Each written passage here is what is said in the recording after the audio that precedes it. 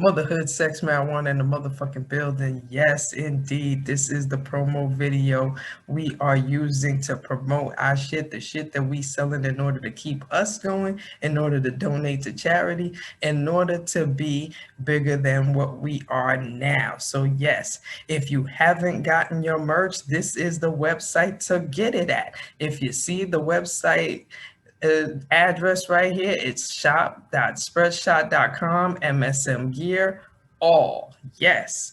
And you can see we have new items in the building. Yes, we have a whole bunch of new items in the building, and they are very quite affordable. The shipping ain't bad. Matter of fact, half the time you get the shit before the record time that it tell you that it's going to tell you to get here. So why don't you get yourself, get your girl, get all your peoples to get on our website and purchase some items. As you can see, we got face masks, we got bandanas, we got a whole bunch of new shit that y'all need to cop.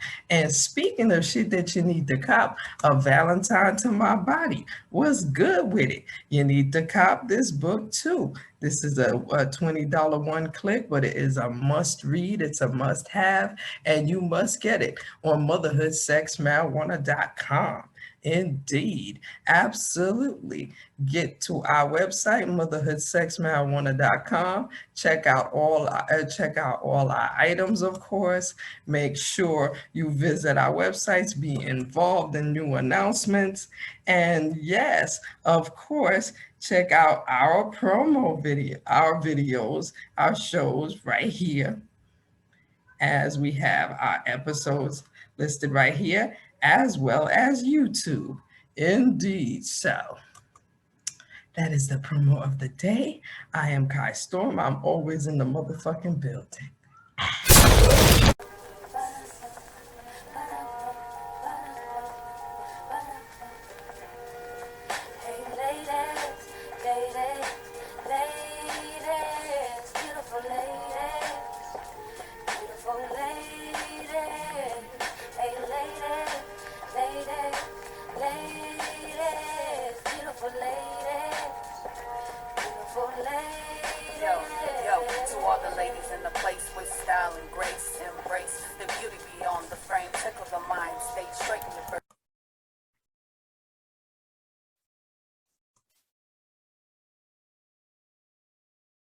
All right.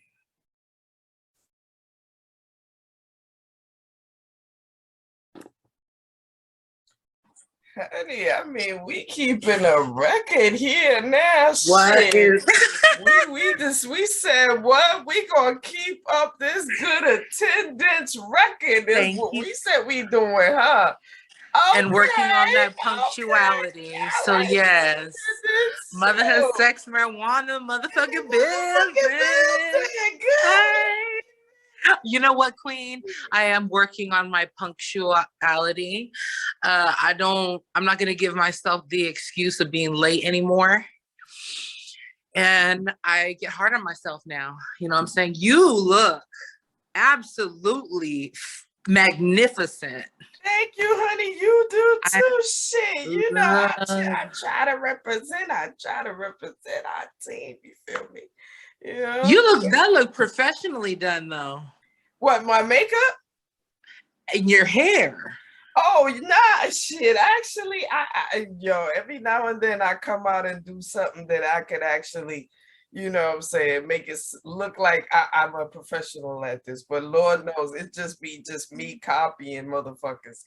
It literally just be me looking at people and just attempting to do it myself. Because Lord knows, I mean,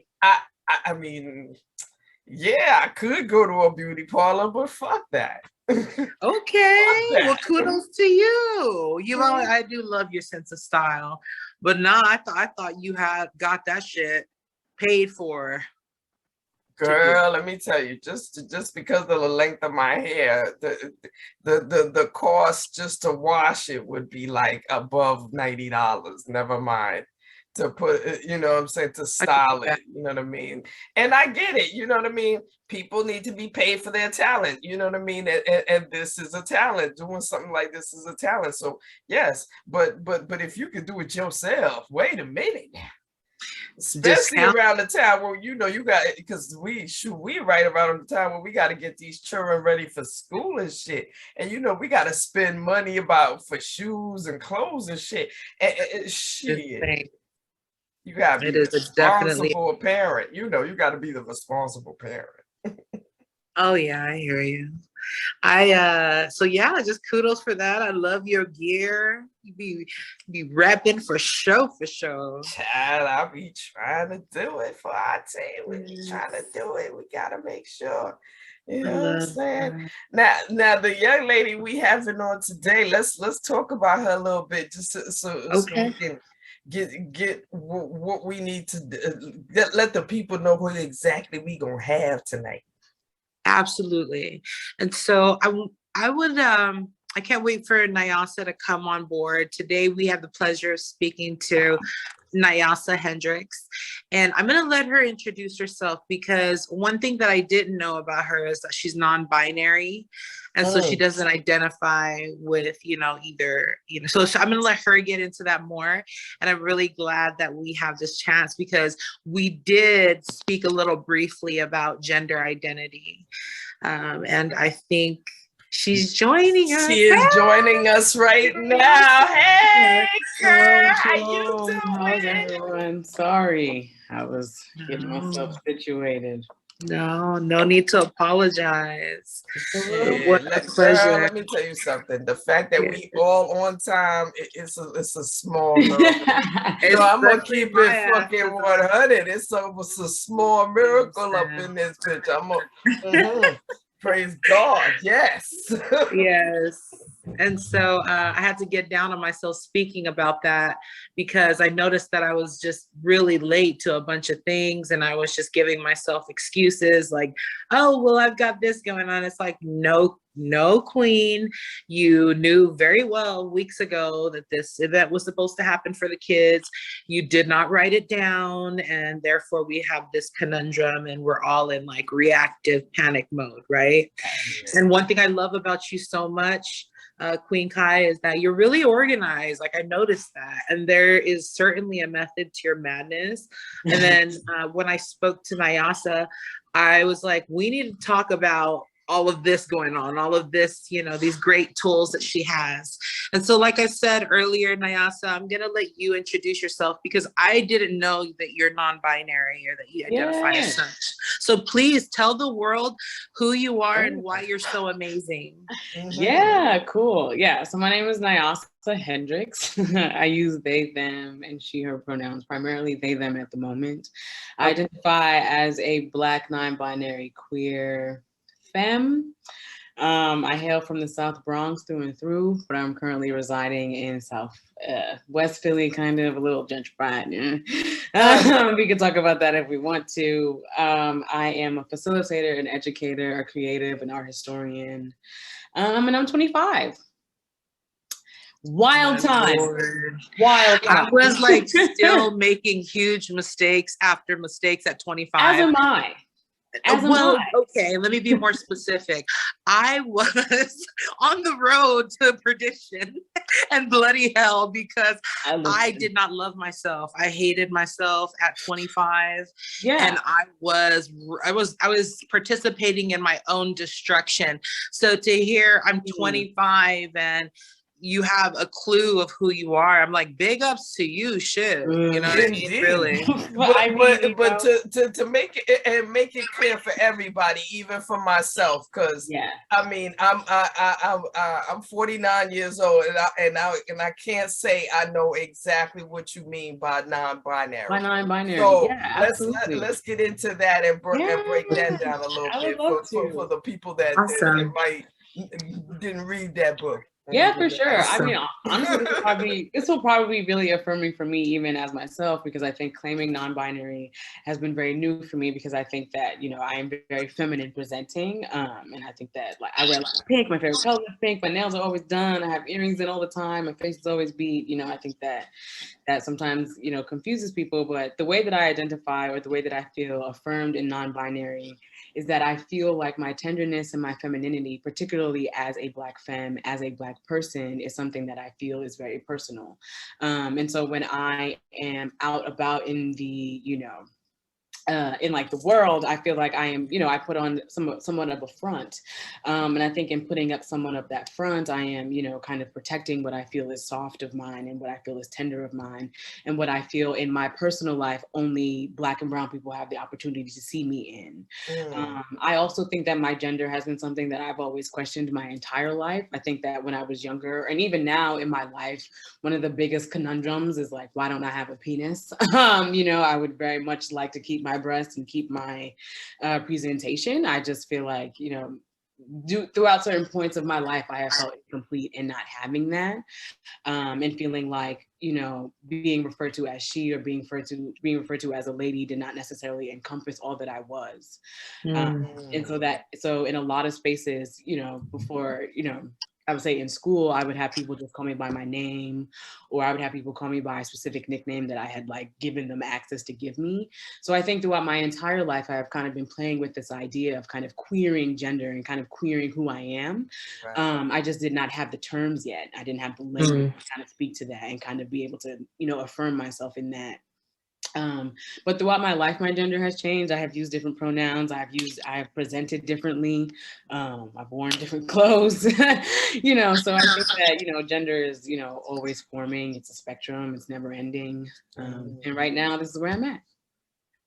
Yeah, I love that. And I gotta say, living in New York City, you know what I mean, the freedom to express that is way easier, way, you know what I mean, way open for you. Yeah. So as far as like people in your family or your friends, how are they around you based on this? I don't think anyone besides I mean, I'm a Taurus, right? You know, I'm a Taurus sun, I'm a Taurus rising, I'm a Taurus Mercury, you know, very small. And so I think that even when I like originally came out, even as young as I originally came out when I was 13. As young as I already had a list of people that I had considered my core people, and the people that like I didn't really give a fuck if I had told and if they had never known. And so I kind of have kept that kind of same like through line. Like as long as my daddy loved me and my mama loved me, I don't really give a fuck about none of the rest of y'all. And naturally, you know, as I have gotten older, I think I've been able to really stand in that. Like when I was younger, I didn't understand what that was. I thought that like I didn't love people in the same way, but I just had strong boundaries. And no one told me that that's what it was. But I think that as I grow older, it has been, you know, more difficult, I would say, to kind of connect with my family through my queerness, because I think that they don't understand, you know, and I think that sometimes when people don't understand, they are afraid to ask questions. And so in not asking questions, you kind of stop a conversation from happening at all. And so I think that in some aspects of my life and with some family members, like my dad, I'm incredibly close to my dad. I talk to my dad every fucking day. I like boohoo and snot cry in front of my dad every day. Like, am I even good enough? You know, and so I think that luckily I've had that outlet with my dad, and we've been able to be close like that my entire life. So I haven't really, I don't know, again, I'm a Taurus. It's kind of like, if you're not with it, then fuck you. And I, you know, love it. I'll figure it out. You know, I'll figure it out. No, my mama's a Taurus, so trust me, I know. Yeah. What? Quick to tell you in your face. What? Right, because I'm always with me. Because you right. Yeah. So yeah, I mean, I think turning 25 and moving to Philly on my own, and prior to that I was living in Phoenix on my own, I think that, you know, this past year I really have been able to kind of claim space for myself in a way that I haven't previously. And so coming out feels, you know, new all over again, you know, different than 13, different than 16. And, you know, and I think as queer people, we know that coming out is, you know, a constant. You know, it's over and over, it's always happening. So yeah, Yeah, I mean, I can't imagine. I can relate to that. Coming out even as polyamory, I feel like I had to do that all over again. And just as like to my kids even, you know, I had to explain myself on a couple of occasions, and there's nothing wrong with that. And I appreciated the inquiry. Nyasa, thank you for being here. We, Kai and I, pretty much we started off as like a group setting, right? Kind of the idea was formed. We're like, this is great. Motherhood, sex, marijuana. Let's do this podcast. We got the COVID going on. You know what I'm saying? What else, you know? And we just took a shot at it. And I'm so proud of us, Queen, for doing that. And I feel like something told us inside, like we needed something for ourselves, aside from everything that we have to do. One thing I love in talking to Nyasa, very briefly, but she's really big on self-care. And I heard through the grapevine that she's really good at organizing, and she has a good, strong sense of her appreciation for herself, and therefore she appreciates her time. And as just a person with ADHD going on, I'm talking about myself, and you know, and just a lot, just shit going on. I have I'm getting better. I'm getting better at organizing. I'm proud of myself. I even I went to Staples. I got myself these little like clear, like pencil pouches and stuff. And because I'm budgeting my money, and then it doesn't make sense for a person like me who's against the whole banking system, fight me if you must, to just have my money anyways at my disposal, because I'm not gonna have a limit on myself if I need that. You know what I'm saying? So how then do I budget my petty cash? How then do I think of, you know, long-term saving is fine, but I'm talking about like the day-to-day. And then I just was looking at like the money that I was spending like mindlessly, and it was pissing me off. Like, you disrespectful bitch. What are you doing with our hard-earned money? But you know, so there's balance, right? Nyasa, can you talk about how organization has helped you demonstrate self-love for yourself? Wow. Yes, absolutely. Okay. So I'm just gonna like, when we had our conversation like a little bit briefly, I really like, it gave me an opportunity to really reflect on how much like organization and like what I would just kind of consider like intention, right? Because that's what I think organization is, just intention. What is my intention for today? I don't make a to-do list. I make an inspiration list. Yeah, you know, I'm inspired to do this today. If I don't get to it, I'll be perhaps inspired on Thursday. I don't know, but we'll move how I move. You know, as someone, I have undiagnosed ADHD, although I am like 110% sure. I also have OCD, right? And so I think that was something that I really displayed a lot of symptoms of at a young age. And, you know, the people around me did not know what it was. For example, I would go into a toy store, and instead of like, you know, trying to buy all of the toys, I would organize all of the toys. Yes, I would color code them, you know, and that was just some of the stuff that I would do that, you know, would help me feel comfortable, confident, and safe. And so, you know, when I say those words, confident, safe, and grounded, those are really things that I consider like pillars of my life. And so it's like, what are the things that I, Nyasa, need to be able to do those things every single day? I don't give a fuck who it is. I don't give a fuck how much I love you. I am going to do what I need to do. And so, you know, as a child, I was told often, like, in order to do what you want to do, you have to do what you have to do. And so then it was a matter of, well, how do I figure out what I have to do, how I have to do it so that I could get to the doing what I want to do thing, you know? And I think that a lot of things that feel like quirks to me are what other people consider organization. So I call a lot of my like OCD impulse in therapy, we call them quirks, you know what I'm saying? We're trying to rewrite the narrative. So a lot of my quirks revolve around color coding, right? I associate certain colors with a lot of things. I'm very emotional. I use a color wheel every single day. And so in terms of like buying a planner, I buy something that I think is pretty. I buy something that I actually like. Something that, like, it doesn't matter if it's $100, if it's $30, if it's $5. If I like it, then I know that I'm going to use it.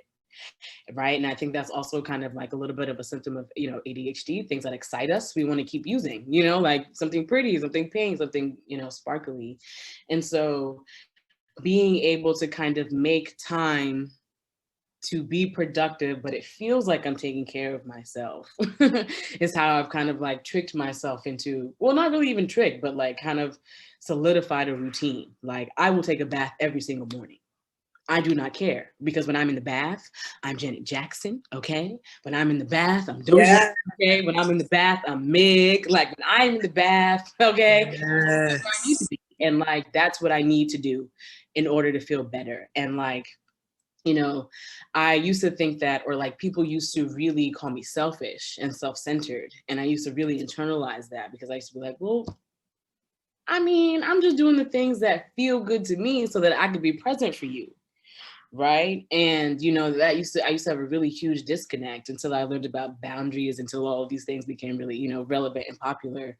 But organization has really been able to kind of give me a way to kind of perhaps holistically deal with like my OCD, and holistically even deal with my depression, and in a lot of ways heal my inner child. These were things that I was attracted to when I was younger. I love stationery, I love pens, I love colors, stickers, all that shit. And so getting back into it just kind of helped me, one, like get back in touch with younger self, and kind of like really kind of create a ritual of manifestation, right? A ritual of self-love, because that's really what it's about. I show myself that I love myself because I keep the ritual, and I do not bend, and I do not let anybody bend. See, one thing I want to go back to is that line you just said. I got to do something for me in order for me to be available for you. Right. Hello.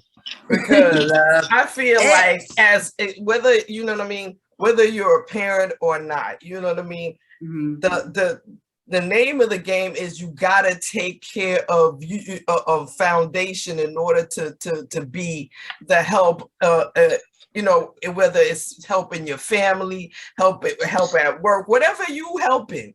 You got to take care of you, and whatever it is that you do for you, there's nothing that should make you feel bad about it. You know what I'm saying?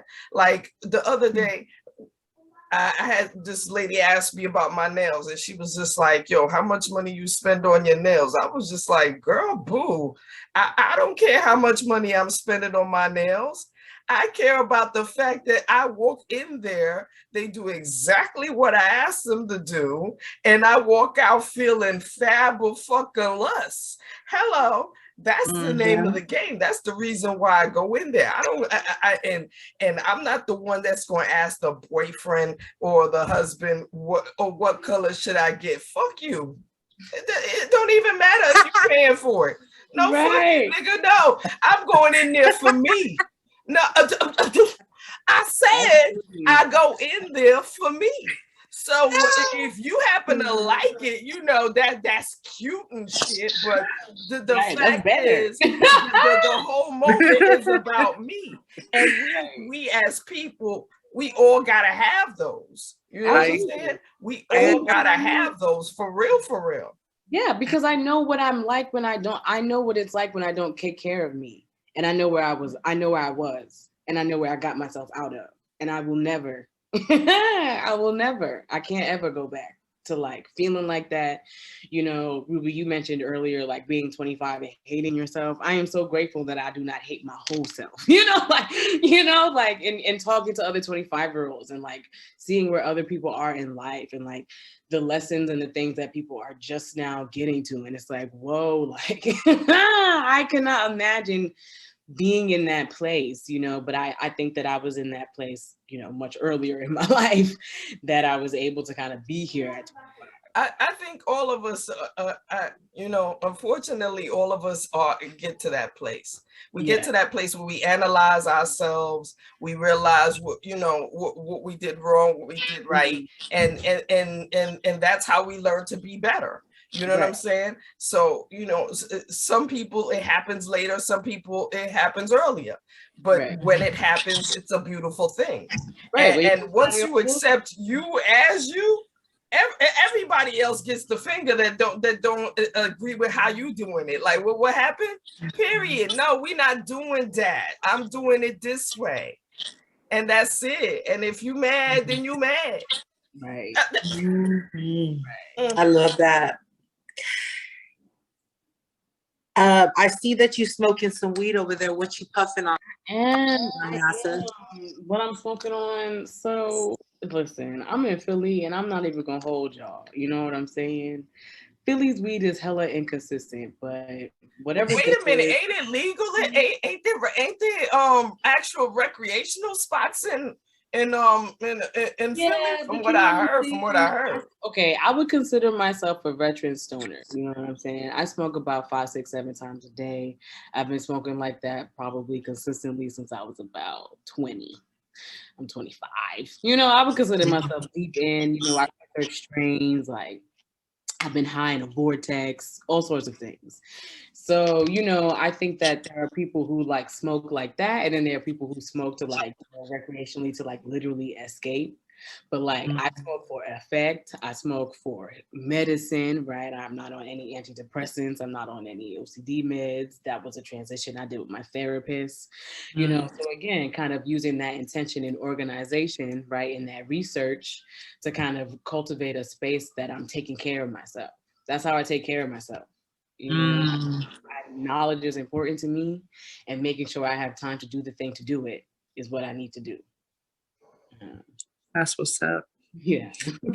So do you have a vendor? Do you just buy it on your own? So I buy consistently from a couple of people, you know, primarily right now we're looking to buy primarily from Black queer women at the moment. So we're trying to get into plugs, but we primarily buy from Black people. I do not believe in buying weed from white people. That is not ethical in my book. Yeah, I think that is incredibly important to make sure that you maintain communal relationships in that way. And I wholeheartedly believe that, you know, it is a business, right? And I think it's incredibly fucked up what's happening in regards to it being legalized and there are still folks incarcerated, right? And having their rights and their humanity taken from them.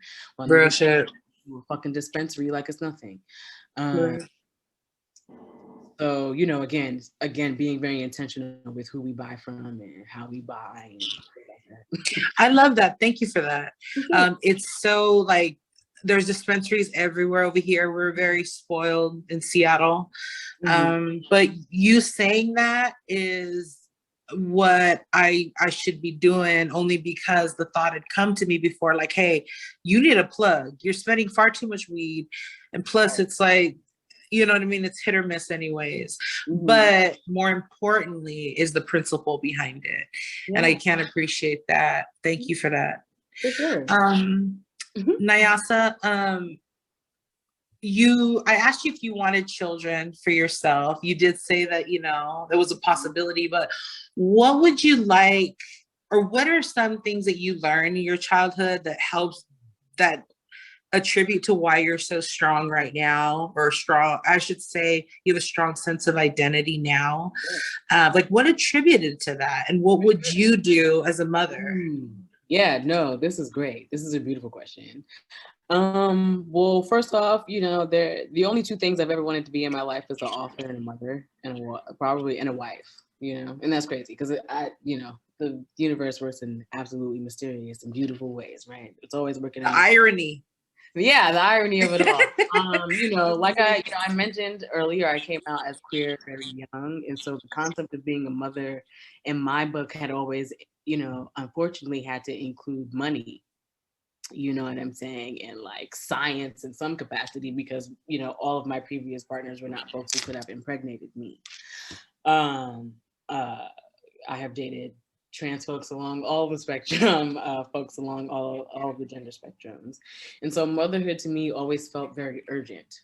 Something I needed to do sooner than later, because like money was involved, like, you know, accuracy, you know, like testing, like all sorts of things needed to be involved.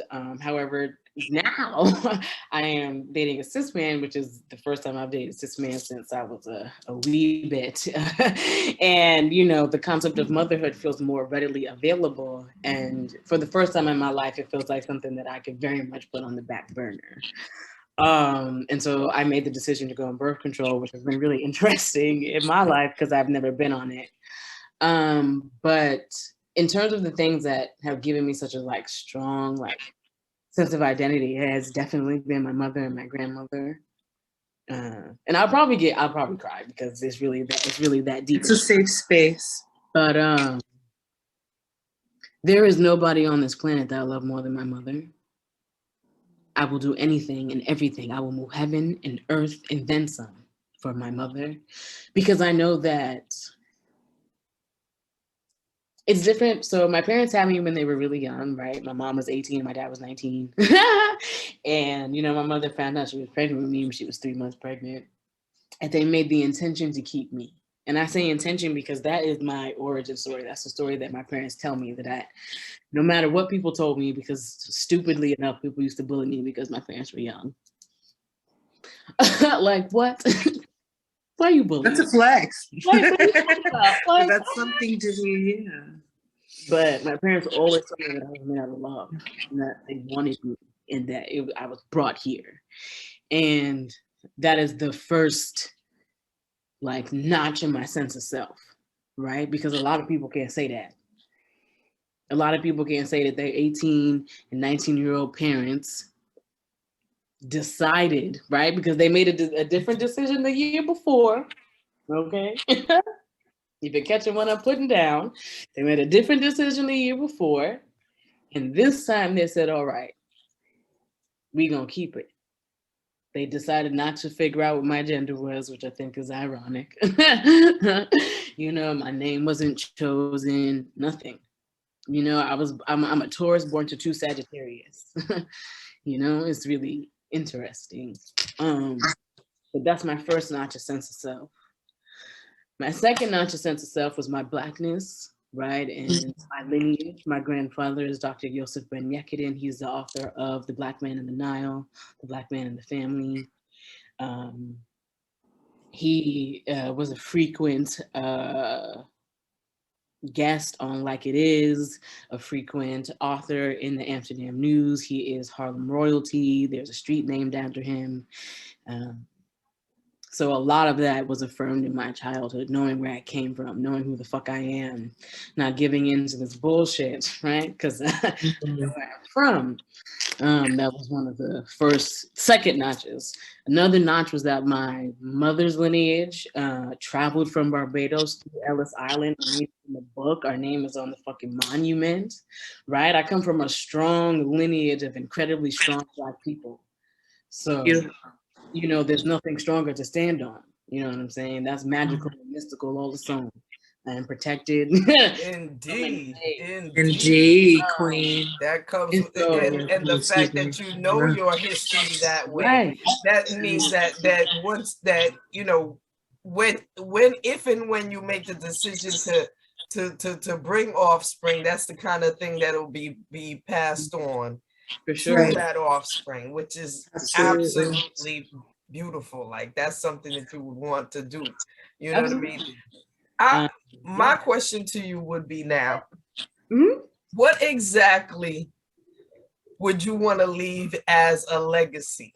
Because I hear you say author, so I'm assuming you've written something or you're attempting to write something. What is your legacy? Wow. Okay, it's a lot.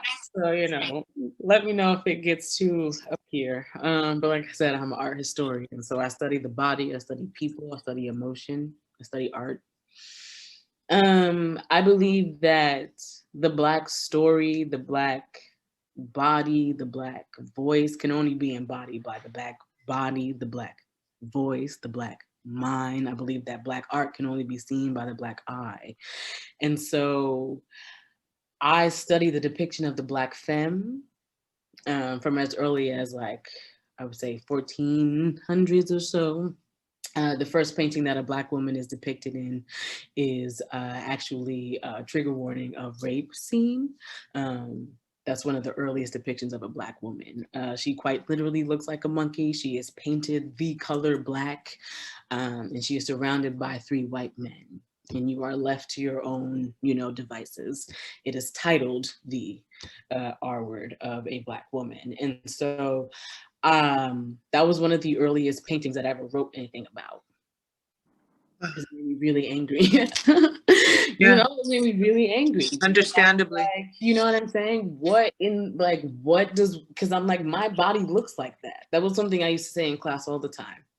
I went to a predominantly white college. I went to Bryn Mawr College in Bryn Mawr, Pennsylvania. You know what I'm saying? Listen, it was a fucked up place. They did fucked up things. But while I was in class, I would often say, like, my nipples look like that. You know, like, we are talking about this painting and you're talking about it from an objective point of view. You're talking about it from a neutral point of view, but my nipples look like that. So when you say that, wow, I think the nipples look really large and, you know, are painted really dark, you're talking about me. So now what do you have to say, art historian, right? Because this is not a distant past. This is active. This is happening right now. You know, and so a lot of the things that I write about is really just kind of the connection between the fact that people don't understand the importance of reading the visual and how important racism is based on the visual. It's not about how long the article was written. It's not about that. Racism is visual. Colorism is a symptom of racism. You know what I'm saying? That's what people think, but that's not true. Colorism is the tool of racism.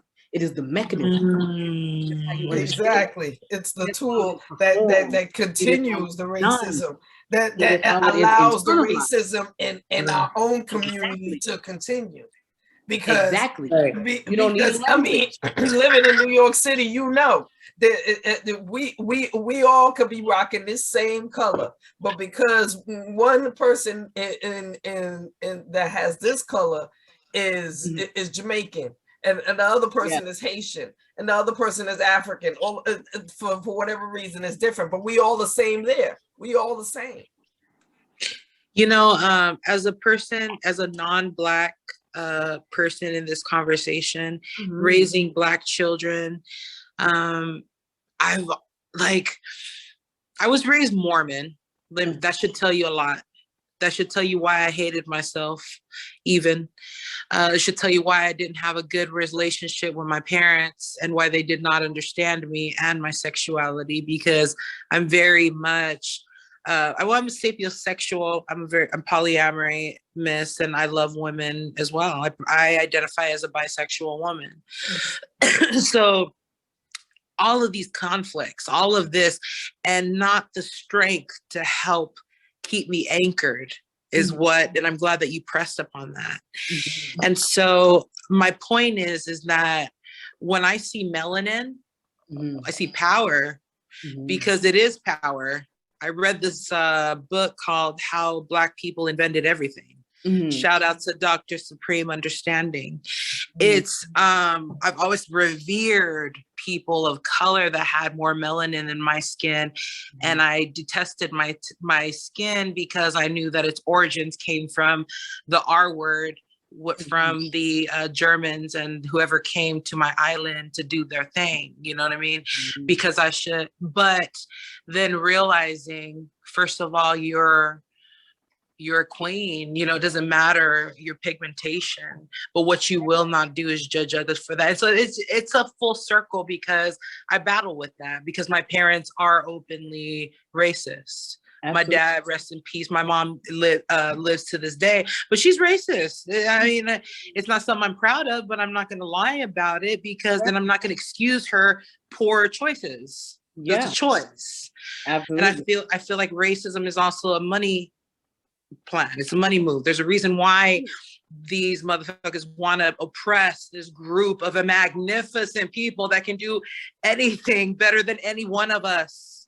Right. I say that very clearly, because that's just what it is, yo. We take from your culture, we take from your recipes, from your essence, and all you guys do, the Black community, is accept and forgive and forgive.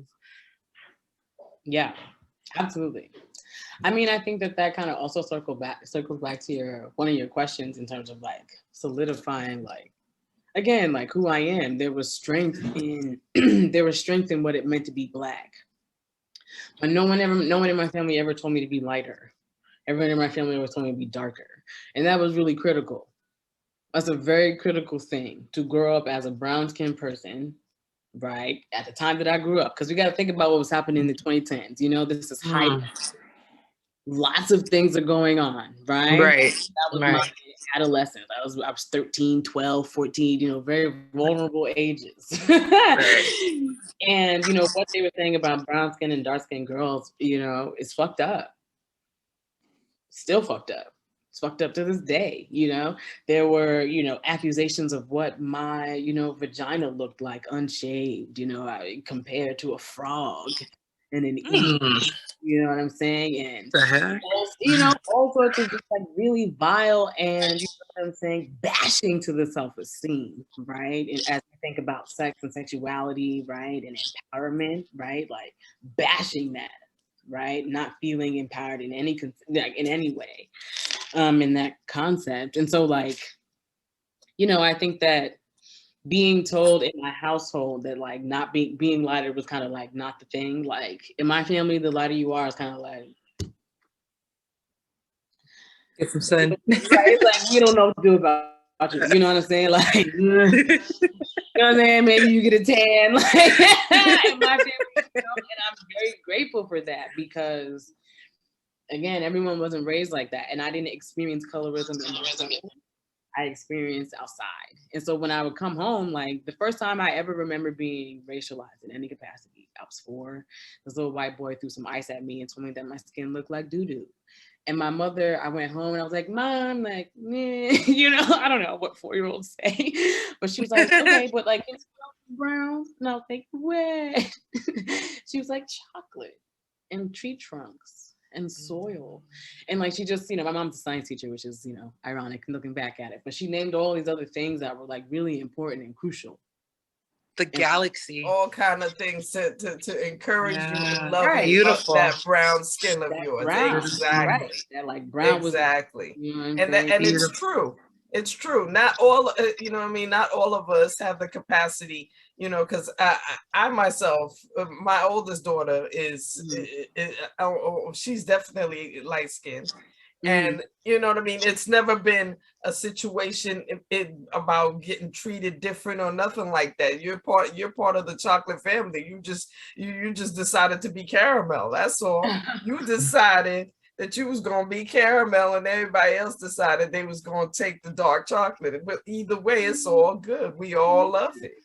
You know what I mean? And the fact that your family encouraged you and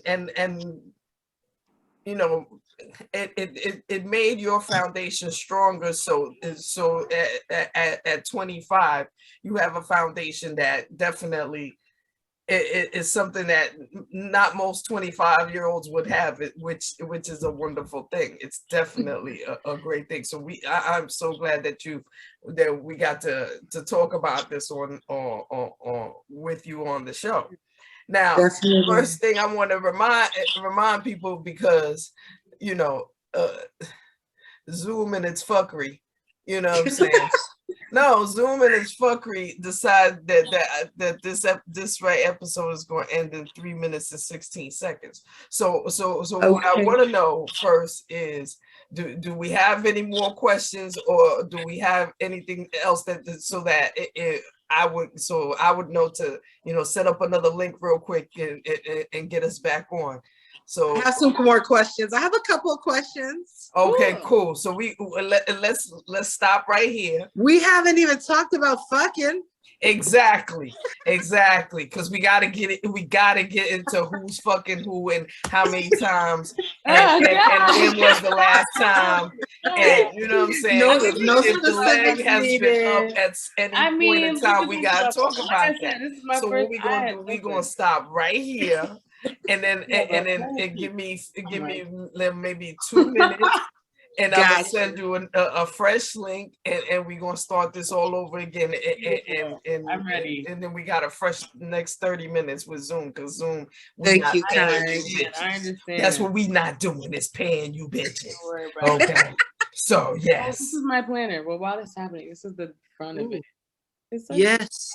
Oh, I love one that. of the brands that I used to want to work for. They're called Bando. They focus a lot on mental health, But the reason why I like this planner is because they have a lot of women of color from all colors designing it.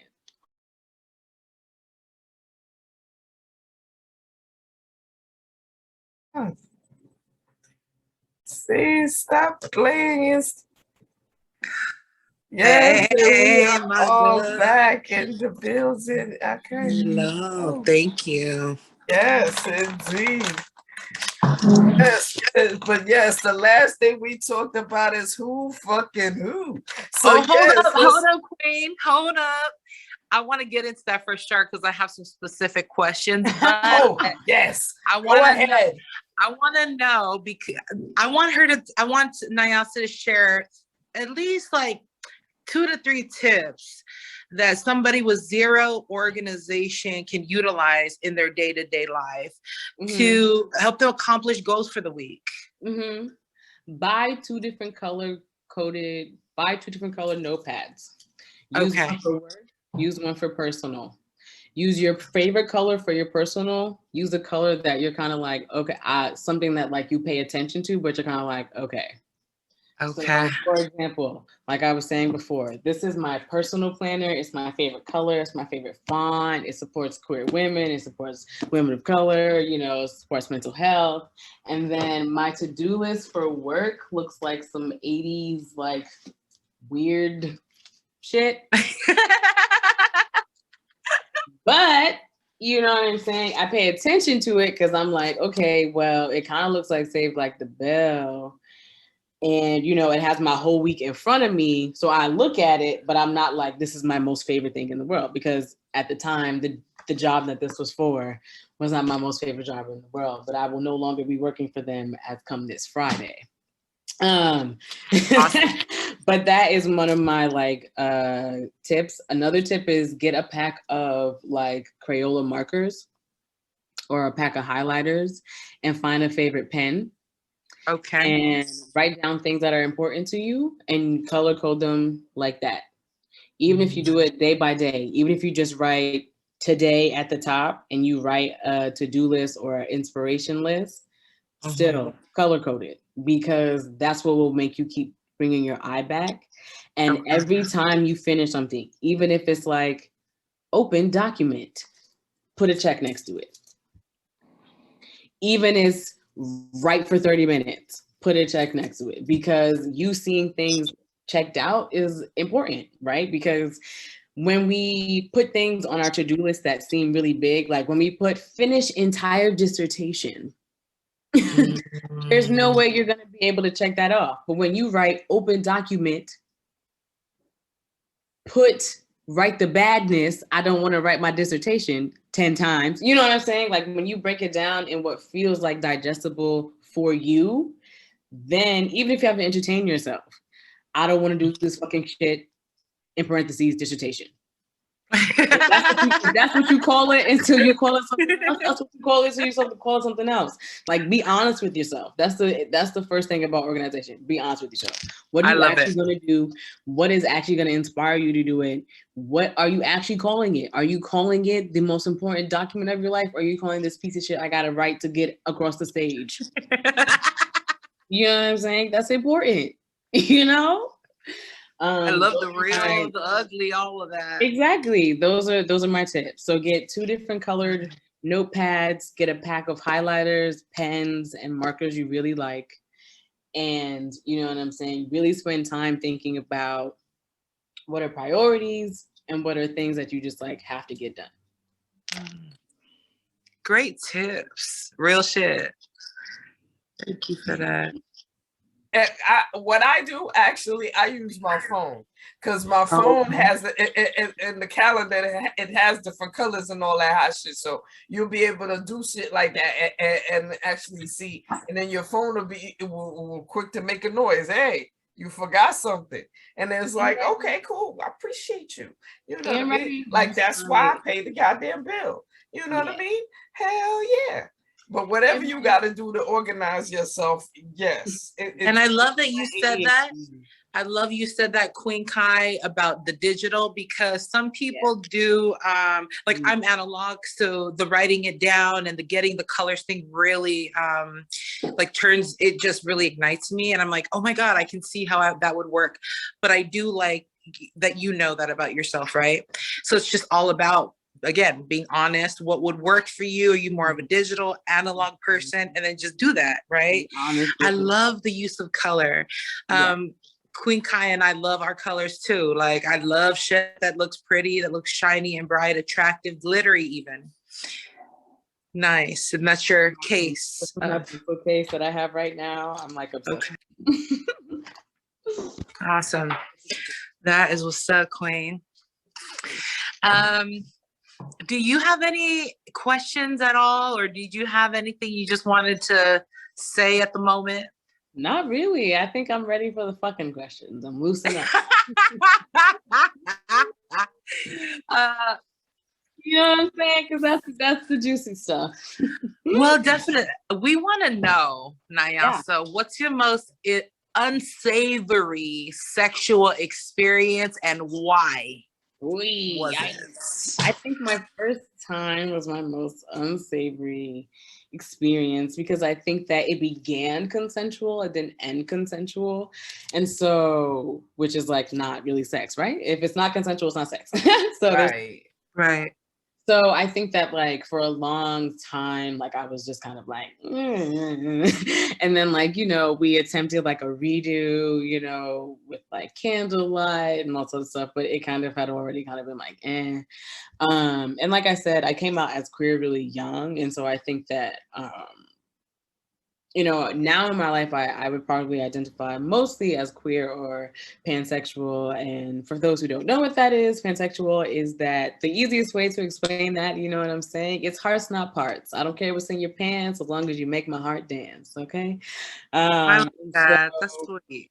Because I believe that sex is meant to feel good. And so whatever people have is like what you have to work with, right? And so it's like, who are you to judge? And like, who are we to say that we're not attracted to? And so that's how I've kind of felt my entire life. I just didn't know that that's what it was. Like that was kind of like the earliest porn that I remember watching was kind of like a Black trans woman having sex with a cis Black woman. And to me, that was like, this is what the fuck? Like, wait, this is a thing? Like I thought my whole mind was like blown. So yeah. Fascinating. Yeah. I'm not gonna. Do you have anything, Kai? Because I could keep going on with these fucking questions. Oh no! I'm gonna let you take the first couple ones because I already know yours are gonna be real interesting. Because she gonna get in your business. She gonna definitely get in your business. I'm more vanilla than people think. I'm starting to explore kink. I'm exploring. Okay. I'm not but I do know that I love both, depending on who I'm playing with in the moment. Yeah. I could be both dominant, submissive, or submissive, excuse me. Yeah, it's all that. And I think I've never felt so in love with myself as I do now, you know. I used to be in a relationship with a woman, and she made a comment to me about my pussy. Excuse me, I just like saying pussy. Yeah. And she did a number on my self-esteem, but then I had sex with a guy and he's like, you have like the best pussy I've ever had. And so I'm like, well, which one is it? Right. And then it just goes to show that you just can't, you know, you have to make love to yourself. And so my next question is that how much time do you masturbate? I mean, how often do you masturbate? Every day for a minimum of an hour. I love that. That sounds like you put it it on the schedule. Of an hour, you say. Lord. Wow, that's why you're so chill. That's why you look like you just got a massage all the time. and we don't have any children because I mean, shit. Yeah, no, I don't have I mean, Lord knows, I gotta, you know, there's a sneak, you know, I shouldn't even be talking this loud because they can hear me. But what I'm saying is, But what yeah, I'm no, saying I is that you mean, gotta sneak something in sometimes. Sneak something in. masturbation, I started masturbating when I was really young, to be frank. I probably came across the idea of masturbation when I was 9. I probably started actually like doing it to myself when I was about 10, 11. And then around 11, 12 was when I would like, a 9 is when I knew. 9, I was like, I like everybody. The first, I don't really have a memory of being like attracted to anyone exclusively. You know what I'm saying? And I think that a lot of people make assumptions that there's like a moment in queer people's lives where they're like, ew, I don't like that. But like, you know what I'm saying? That's the only way to be queer. And so for me, it was like, there was a moment where it was like, there's really nothing that I would say no to. And so that was a very different kind of experience in terms of growing up queer, because that wasn't what I saw on TV. That wasn't what people were telling me that I was. That wasn't, any language that I had to be able to articulate, the types of things that, at a young age turned me on and interested me. And it wasn't until I was much older that I had language to kind of really speak to kind of like what was happening, and kind of not until I was in a relationship in which my partner transitioned from presenting as a woman to, presenting as a man and being a man in his life, that people gave me an opportunity to really articulate who I was and why it didn't bother me. And see, that's what I gotta say. I gotta say that that's one of the things that nowadays we see a lot more, on TV, on the internet. You know what I'm saying? Like it's like a staple now. You know what I mean? Like shows like Pose. You know what I mean? Like shows like even RuPaul's Drag Race. Child, in my there life has been plenty of times that I have sat here and been fucking amazed. Never mind the fact that living in New York City, I've gotten a chance to go to gay parades. Mm-hmm. And the gay parade, baby, New York City gay parade is a party. Right. And they come out and they come through, and everybody just looks so you know what I mean? Like it's automatic that you're gonna come through looking put together. But sure. You know what I'm saying? Yeah. The visual of queer, the visual of LGBTQ is more prevalent all around us than 20 years ago, 30 years ago. You know what I'm saying? It's a conversation. It's a conversation all the way, even in middle school, like even in like kindergarten. You know what I mean? Yeah. If anything is displayed, it's an automatic conversation now. As it should be. No one should have to wait until they're 21 and till they're out of their house to feel self-actualization. I agree. Because that is what happened. Exactly. When I was younger, I didn't think that I could have a life. I didn't think I could get married. I didn't think I could have kids. Like I thought that I was gonna have to be by myself. Because that's fucking ridiculous. I didn't know anybody. As much people in this fucking world are you now.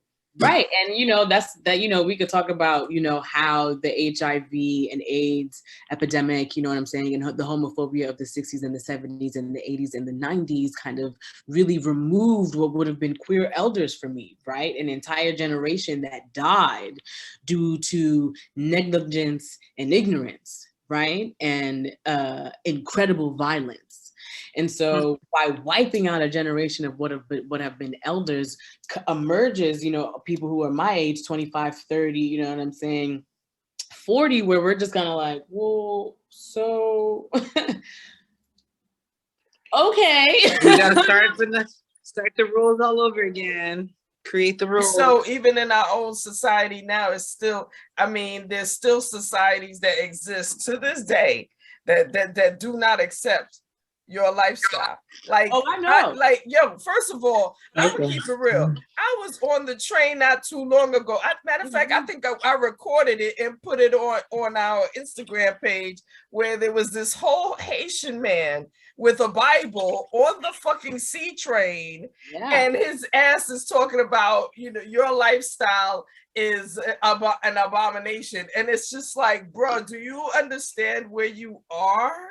Right. And that's the thing, right? But that's the thing, right? It doesn't matter where you are. And that's why it's important to understand about anti-Blackness and homophobia, right? And understand that, you know what I'm saying? Homophobia can be traced directly to colonialism.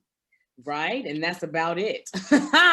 The gender binary can be directly traced to colonialism. And that's about it. Because niggas didn't give a fuck before.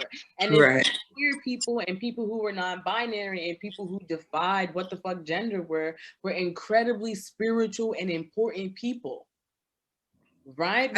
Thank you for sharing that. And that's exactly fluidity. It's the fluidity. Exactly. To be able to be fluid, to be able to be present, because that's what being fluid is about. Is that you know what I'm saying? I don't really give a fuck, but I'm present right the fuck now. And I'm human and you're human. And it doesn't really matter because you could turn me on and you could too. And I don't really, there's nothing in my mind that tells me otherwise. Wow. It is up until now that I've met a more non-judgmental person than myself. You embody, no, and I love that. And that's what people need to hear. For anybody that's tuning into this podcast, like, there's some gems being dropped here. And that's why I love having these discussions. They're so real and authentic. You don't have to be an expert on every fucking thing. You just got to know who you are. And you coming to the table so authentic as you are is enough. And that's the main point. The main point that we push on a regular basis is that we as women who are mothers, who clearly fuck, and we're fucking, okay? Stay high. We're fucking high and stay fly. We smoke weed. We fuck, and we take care of our business. And the foundation of this show is that you come to this space, you are free, you are encouraged to love who you are. You are encouraged, and we love you as well. To be all like this, Yes, no matter what, because you are doing what you are supposed to do to take care of your life, your foundation, your situation. So yes, big up yourself. For sure. I hope to be a mother one day. I'm currently training to be a doula. I've always wanted to be a doula. So birth has always been fascinating to me. I thought that in my life, I thought I was going to be married really young. I thought I was going to have kids really young. That was kind of like the trajectory that I was on. I was engaged at 22. I had been in a relationship for 4.5 years. We had been together long distance. We lived together, paid rent, was broke, made money, had been through thick and thin. And ultimately had to go our separate ways, through the growth, right? And, just because we were compatible at the time did not mean that we were going to be compatible in life.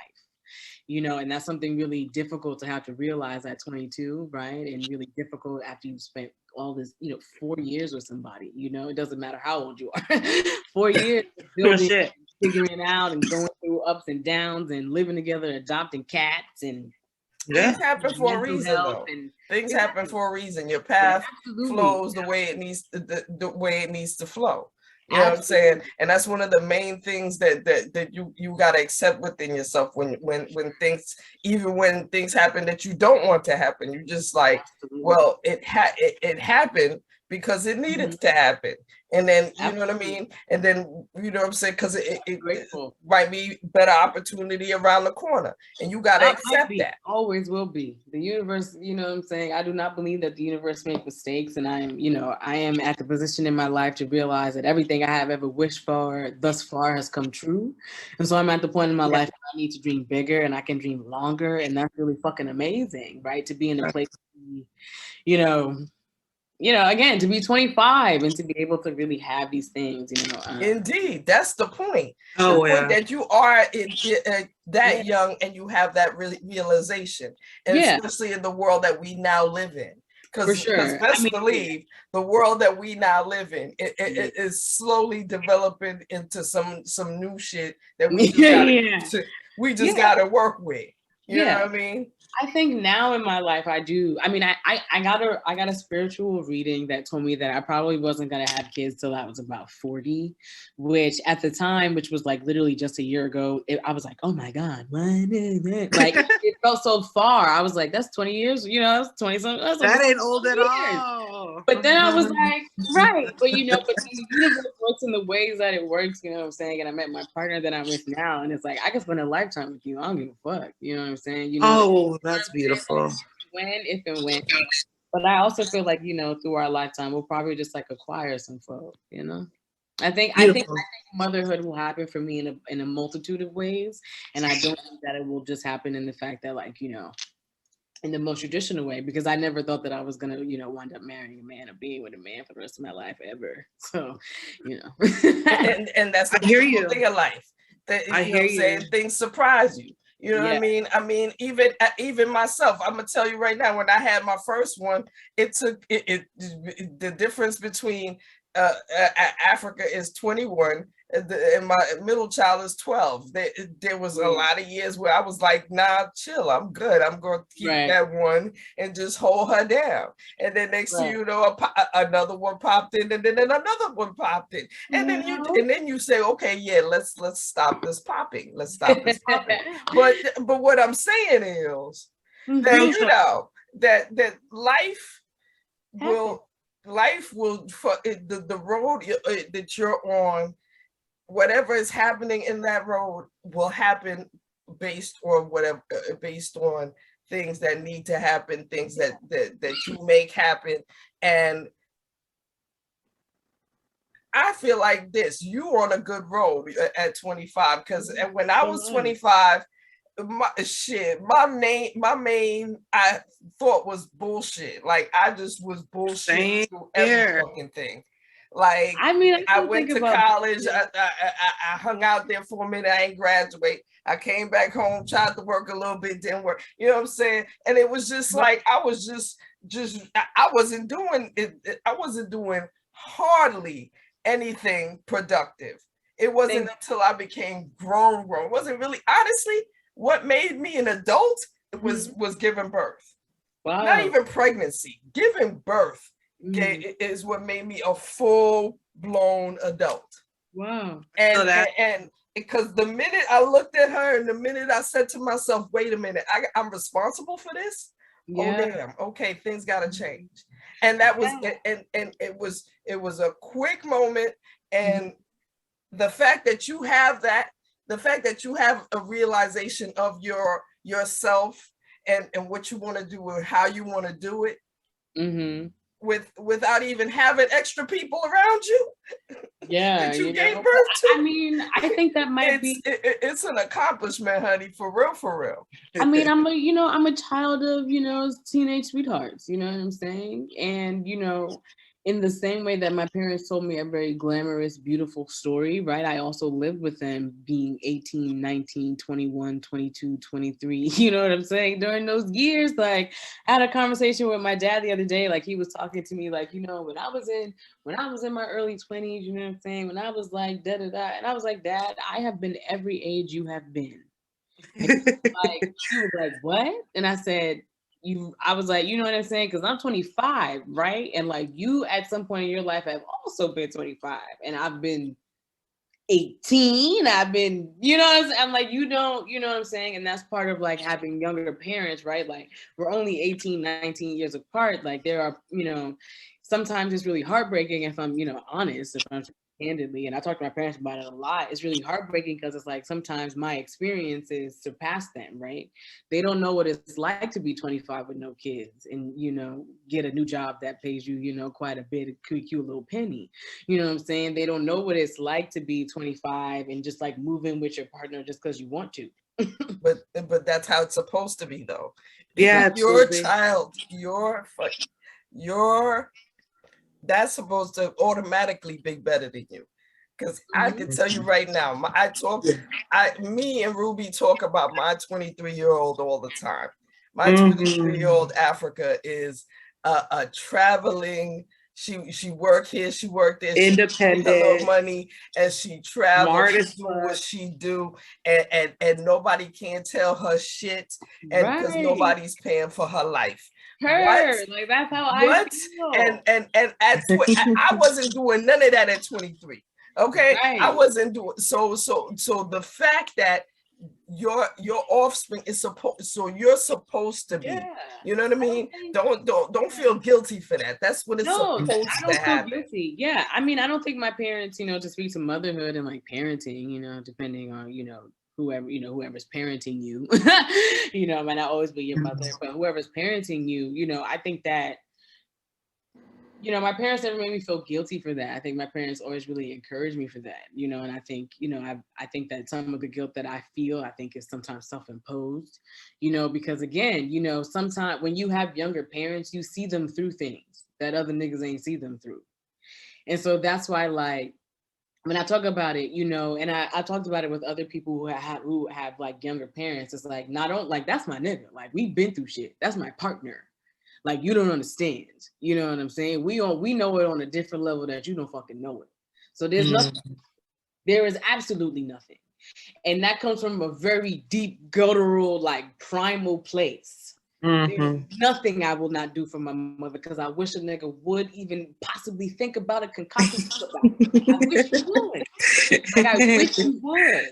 You know what I'm saying? And I feel like, I think everyone has that kind of bond with their, with their parent, but I think there's something very unique about somebody that you are, the same way that we view relationships, platonic or romantic, and that you get to see somebody through. I saw my mother graduate college. I saw my mother get her first master's. I saw my mother get her second master's. Wow. I saw my mother do this. I saw my mother do that. So you can't tell me shit. It's like, you know what I'm saying? I don't question that my mother's the shit. I saw her be the shit. And that, when I went off to college, there are some people who were like, yeah, my mother was married for like 2 years, and they got pregnant, and then she became the same mom. I'm like, fuck that. I remember when me and my mother was in the fucking trenches. Okay? And so I don't really give a fuck what you got to say about your mother's motherhood. Okay? You okay? Because my mother did it the way my mother fucking did it. You know what I mean? Exactly how that's what's up. And again, it's a different kind of pride, and that's why she put that in you. Honor motherhood, because she made a sacrifice for me, because she chose me. And that's what I think that sometimes people, when they think about teen pregnancy, they don't think about, regardless of where it's coming from. You know what I'm saying? Sometimes it's coming from a selfish place, and no one's saying that it's not. These niggas are 16. You know what I'm saying? No one's saying it's not coming from a selfish place, but it's coming from an intentional place, because they made a fucking choice. Because at no time in the history of ever has it been acceptable, easy, smooth to be a mother with a teen at the end, to be a mother with a child with a different last name, to be a mother of a child that people, I have memories of going off to college and people asking if my mother is my nanny. Who you know what I mean? Because we're so close in age and we don't have the same last name. You know what I'm saying? There is a defensiveness and a protectiveness that I think comes, you know what I'm saying, that is different. Or, it's different, not saying that different in terms of like a hierarchy, because I don't believe in hierarchies, but different in terms of like where it is placed. Right? Like, my mother is placed in my sacral. I don't give a fuck. Right. That's beautiful. That's everything. Exactly. And that's what I love that. And that reminds me of Africa, speaking of Africa, and the level of pride that her mother has instilled in her and her beautiful Blackness. Because yes, I admire y'all for real. It's like you can't help but be respect and see the power. Right, because it's like, you don't get it. Right. Absolutely. First of all, we live in a society that's automatically marking, you know what I'm saying, based on skin color. We get a mark automatically. So the you know what I mean? And then we have the whole visual of, you're not perfect unless your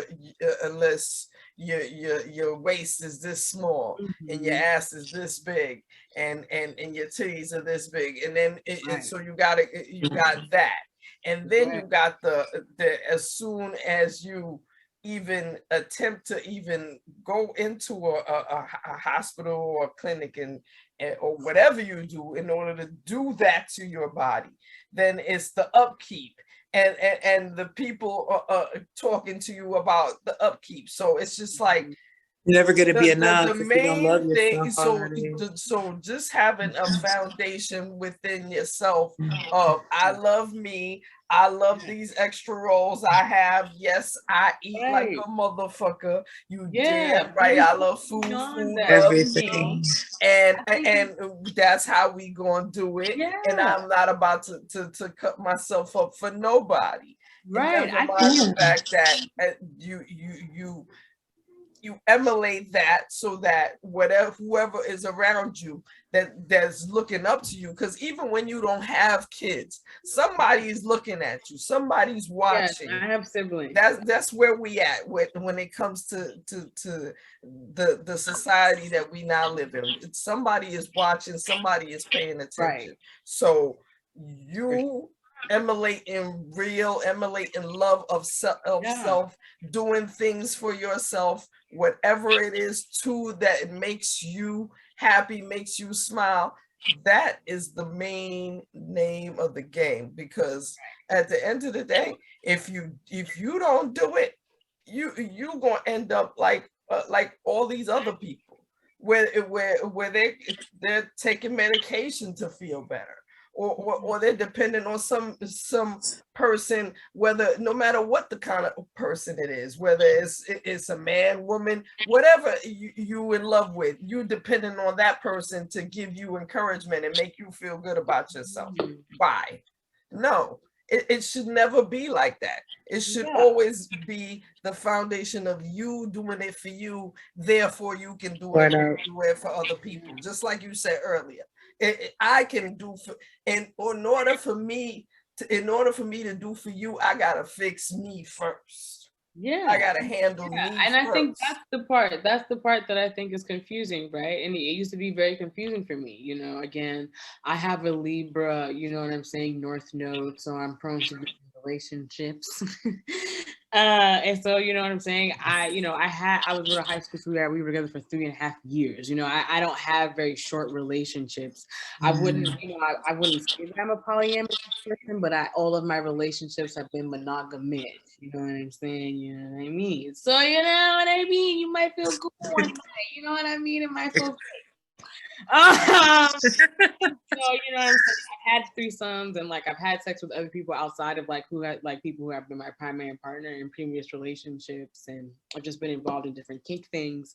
And so I think that like in terms of like the way that people talk about self-love is like people are saying like you need to love your roles and like whatever, but I want to push beyond that, right? Because I think that sometimes for some people that feels unattainable, because for me it felt unattainable at a time, right? Like I need to like love my roles. The way that I felt or like I came to understand self-love is understanding the things that were cool about me. And maybe it wasn't the fact that I had self-roles, maybe it was the fact that I was really fucking organized. And people like the fact that I only gave a fuck about myself, right? Like what you act exactly. But people, right. And I think that people need to be affirmed in that, like maybe that might not be where you find self-love, but the part of it is self-discovery. That's what we need to be pushing people into. I love that. Because self-love is not the first step. That's not the first step. The first self is self-discovery. What do you like? What do you like? Exactly. What excites you, ignites your flames? What turns you on? What turns you on? What turns you off? What gets you halfway? Why you wouldn't try for nobody? You know what I mean? All of that. Your standards, your values. Standards, limitations, whatever. Values. Whatever it is. I'm going to take it very carnal right now. Sure. How do you satisfy your yoni tooth if you're with a cis man? Wow. You know, that's a really interesting question. It's been interesting. I Our sex life is really great. I'm gonna be frank. You know what I'm saying? I haven't had sex with a cis man in a really long time. And so it's been really interesting to feel empowered in this space. I think that due to being a survivor of various different things, I think that feeling empowered with a cis man is something that I'm working on currently, and something that I'm calling my power back into, and kind of bringing my yoni to a powerful place again in this regard. And so it's been fun. It's really the best way to describe it. In terms of like, you know what I'm saying? Something that you know what I'm saying? You know, at the end of the day, who don't like eating pussy? You know what I'm saying? That's kind of like, I feel like there's very few people who really would not enjoy that. I think that, you know, my partner and I have definitely discussed like having sex with other people, and like exploring that again, that monogamish, and like really understanding that like sexuality and attraction is not something that like that takes away from compatibility nor love, and really making sure that like again, like we came into this relationship as two individuals, and we need to maintain our individuality to make sure that our relationship stays the same, or not the same, but like stays in a way that we feel comfortable with it. And as people who have decided to stay together, to move together, you know, to kind of see this through as long as we can, and make plans for the future, that's something that, you know what I'm saying, doesn't seem off the table or unrealistic to either of us. And so I think that like right now, it doesn't feel like something that we are going to do, because again, we're really working through my empowerment and, you know, getting through some of my triggers, if I, you know, being transparent about it. But I do see us getting to a place where that's something that, you know, is, you know, it is what it is. And as long as y'all are open with each other, that's the best thing about it. You know what I mean? If you know what I mean, if both of y'all come to the agreement that listen, you know, you might. There might be somebody else that, you know, and shoot, you want to get an introduction, we might, you know what I mean? Whatever. However we got to get this done to make sure that we get this done. It's sure. like So it's that a win, we are win, on the same page of getting it done. Yeah. Okay. Okay. Well, let me tell you again, it's been a pleasure and a fucking awesome time talking to you. You know what I'm saying? Your stories, for your time. Stories like yours are the kind of things that we love to have on our show.